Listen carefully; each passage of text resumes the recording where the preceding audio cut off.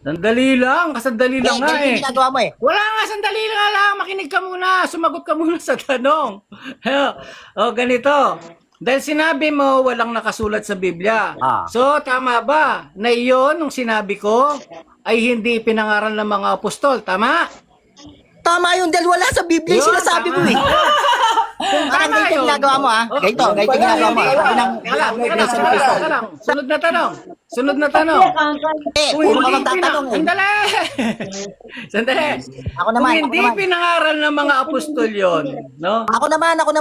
Teka lang! Kung hindi pinangaral ng mga apostol yon, kasi sabi doon sa Galatia 1:8, Oh. ang nangangaral ng ebanghelyo na hindi nila pinangaral ay matakwil. Sabi mo, tama. Tama. Hindi na, no? O ngayon, tinanong kita dun sa statement na yon. Sabi mo, hindi ipinangaral ng mga apostol. Ang tanong, sino sa palagay mo ang nangaral ng ganun na hindi naman pala ipinangaral ng mga apostol? Sino Sasagot ako ah. Para Sagot ka sa hindi tanong puro ko, ikaw. Sagot ka sa tanong ko. Hindi Sinong puro sino ikaw. tanong sekta? Hindi puro Teka ikaw. lang. Teka lang. Para malaman natin. Nagagalay. Kasi matakwil eh. Oo. Sandali. Sino? Nagagalahiti ho. Sagot ka lang sa tanong ko, no? No? Sagot ka lang sa tanong ko, no? Huwag ka munang magano. Sagot ka lang muna ng diretso, Galit no? na galit.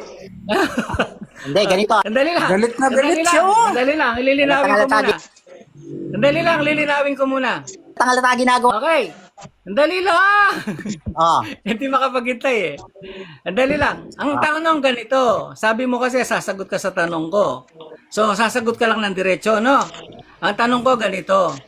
Sino at anong samahan ang nangaral na si Jesucristo nang mabuhay na maguli, laman at buto, at may halay?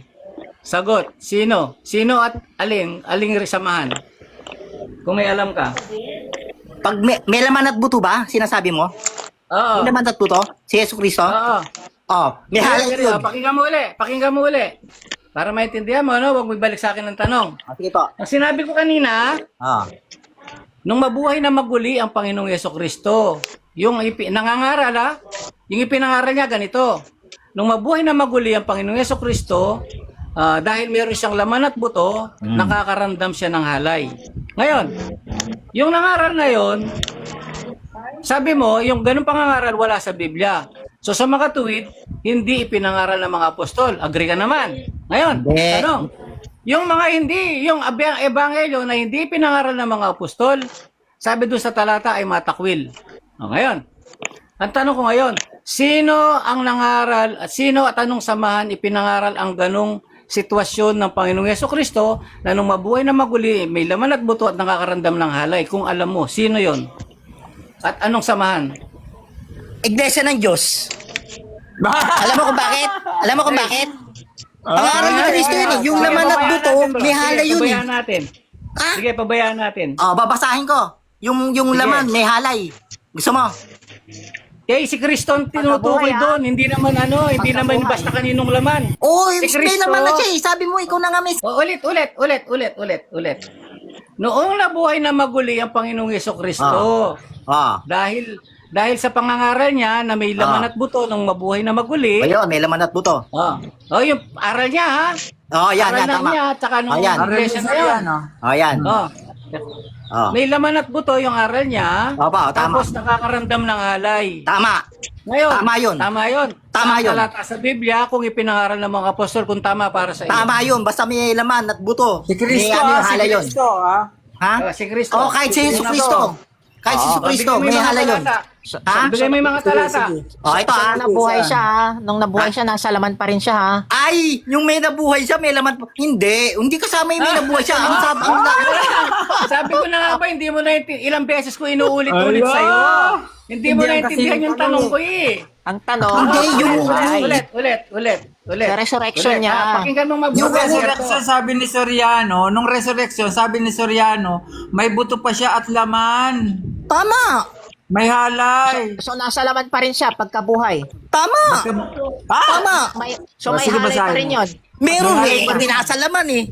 Nasa laman pa rin Yung siya. Kristo mo, ha? Ha? So, Kristo mo, yun may ba? hari pagkabuhay. Alberto, Oo, may laman eh. Alberto, Yan, Alberto, Oo. sumasang-ayon ka.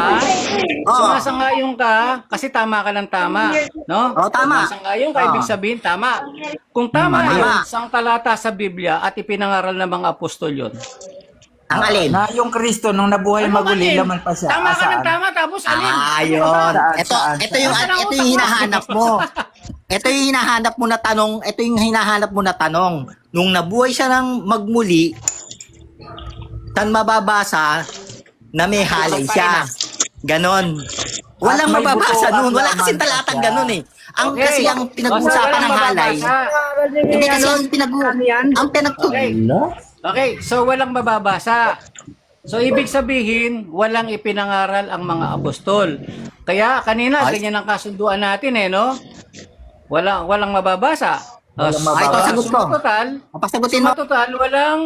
walang ipinangaral ang mga apostol. Ngayon, Tama.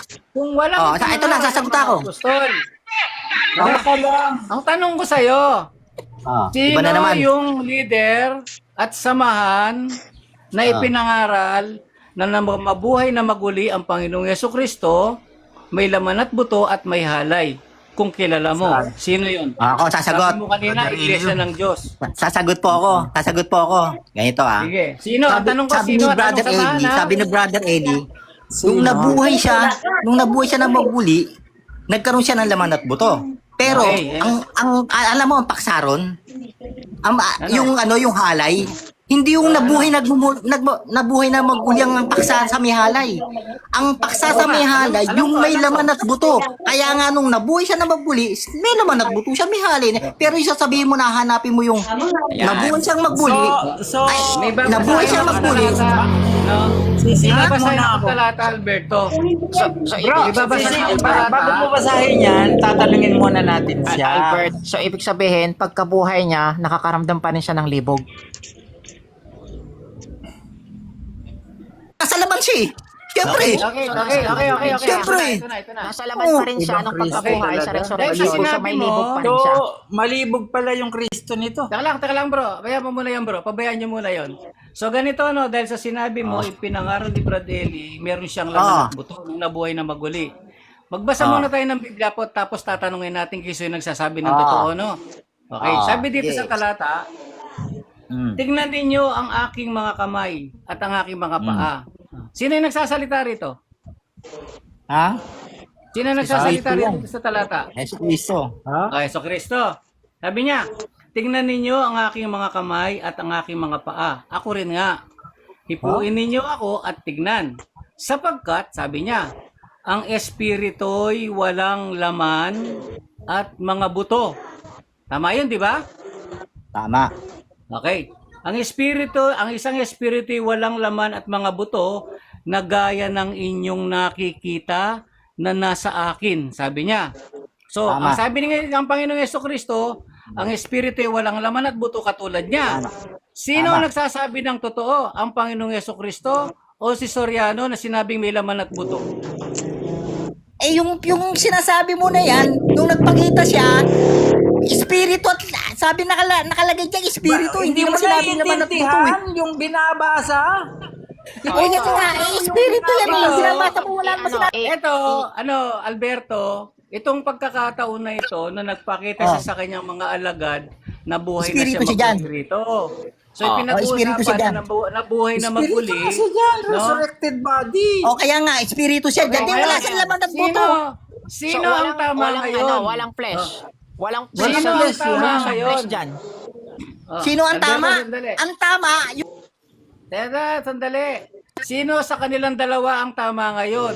Si Brad Deli, sinabing may laman at buto? O si Kristo na walang laman at buto katulad niya?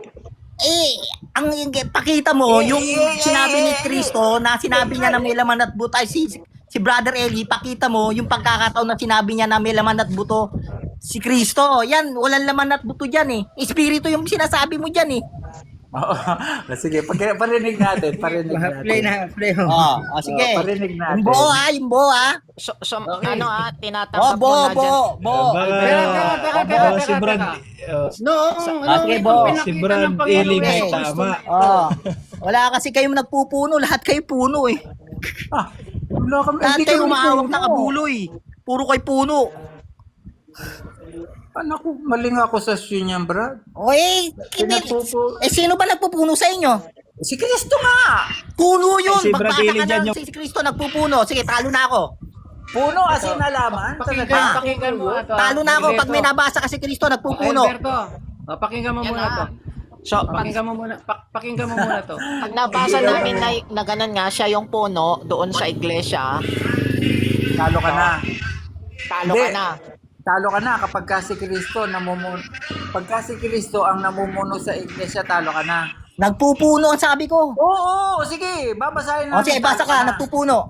Sige. Teka lang, Sige. teka lang, pakinggan niyo muna to. Pakinggan niyo muna Sige. to. Teka lang, pakinggan niyo muna to. Sige.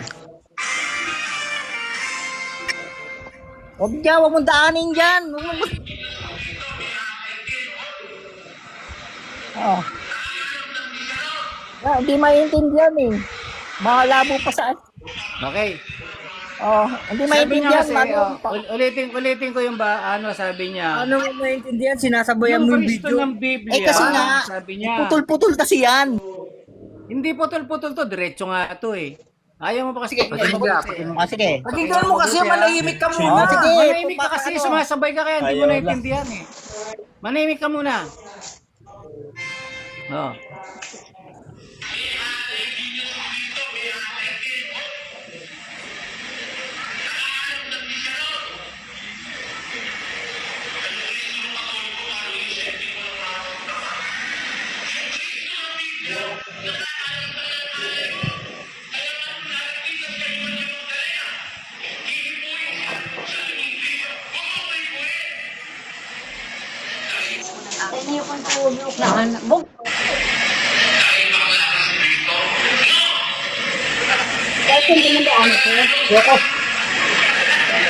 Dito ka rin sa karang.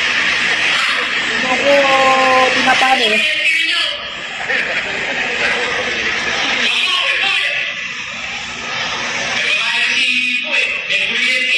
No, dahil babae ang ihipo, may kuryente, mahaba yun eh, no?